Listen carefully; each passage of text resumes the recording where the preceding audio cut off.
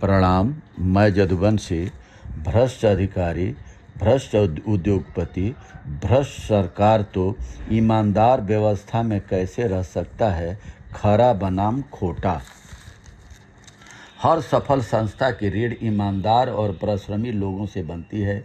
किसी दफ्तर, विद्यालय या शासन व्यवस्था की गाड़ी उन गिने चुने लोगों के श्रम, निष्ठा और जिम्मेदारी से चलती है जो उन्हें अपने कर्तव्य और धर्म समझते हैं।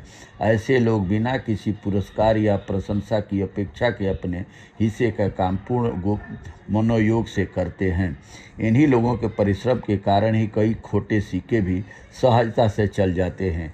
वे जानते हैं कि संस्था की साख इन ईमानदार लोगों से बनी है, इसलिए खोटे कर्मचारियों के दोष उसी उज्जवल साख की परछाई के पीछे छिप जाते हैं।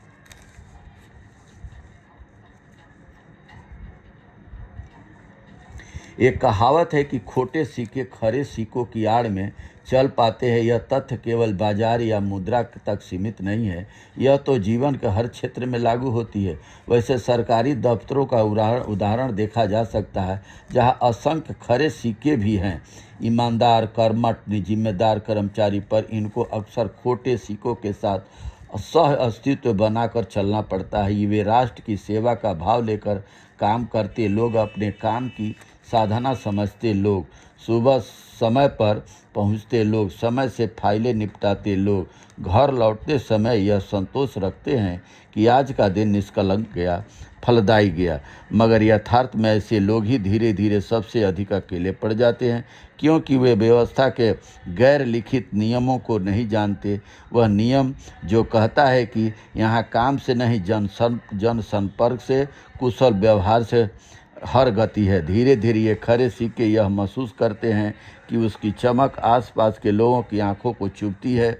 उसके खिलाफ एक अनकही अस्वीकारता का वातावरण तैयार हो जाता है। नतीजतन उसे अलग थलग कर दिया जाता है। सरकारी तंत्र में तो यह प्रवृत्ति और गहरी है। वहाँ समय के साथ खोटे सिक्के एक दूसरे के लिए कवच बन जाते हैं। वे एक दूसरे की गलतियाँ ढकते हैं, एक दूसरे की उपस्थिति को आवश्यक बनाते हैं, जबकि जो खरे हैं वे अपने ही ईमान की सज़ा भुगतते हैं। कोई भी उन्हें खुलकर बुरा नहीं कहता, बस उनके आसपास एक अजीब सी चुप्पी बना दी जाती है। यह एक प्रकार का मनोवैज्ञानिक बहिष्कार है, सूक्ष्म और घातक।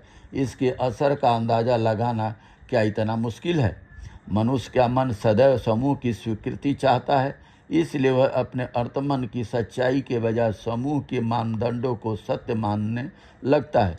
जब औसतन पर एक आदर्श बन जाता हो तो अपनी क्षमता पर संदेह होना स्वाभाविक है।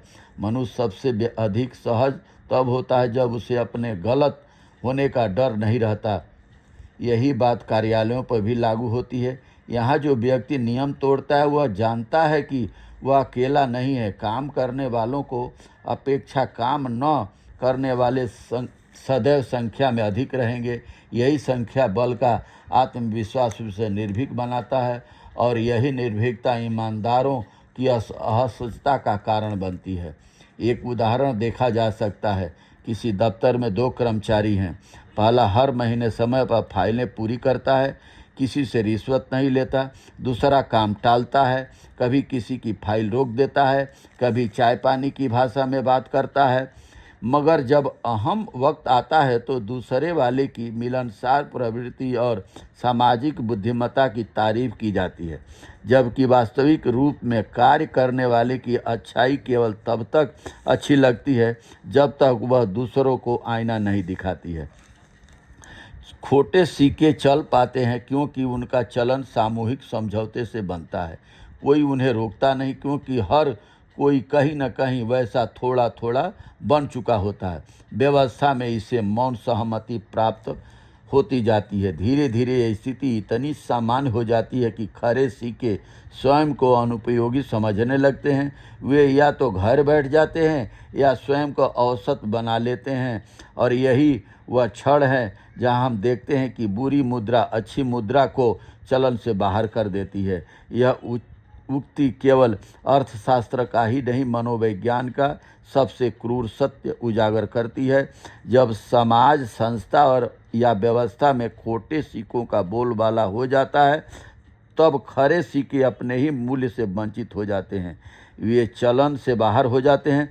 जैसे नैतिकता, आदर, सच्चाई, श्रम, लगन, ये सब घिसी पिटी बातें हो और फिर धीरे धीरे खोटे सिक्के ही असली मुद्रा बन जाते हैं, सबकी जेबों में, सबके मन में। बहुत बहुत धन्यवाद। नमस्कार, प्रणाम।